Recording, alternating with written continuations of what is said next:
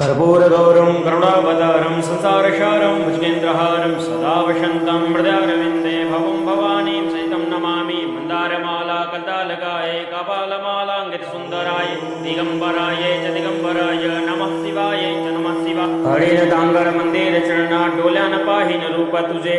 प्रेम आलिंगन अनंत भोजन भावे वाचा हणे नवा त्वमेव माता जिता त्वमेव बंधो संस्था त्वमेव विद्यां द्रविणं त्वमेव सर्वं मम देवदेवा कायेन वाचा मनसेन्द्रियैर्वा बुद्ध्यात्मना वा भक्तिश्वभाव करोमि यज्ञं सकलं परस्मै नारायणाय इति समर्पयामि अच्युतं केशवं रामनारायणं कृष्णदामोदरं वासुदेवं हरिं श्रीधरं माधवं गोपिकावल्लभं जानकी नायकं रामचन्द्रं भजे हरे राम राम राम हरे हरे।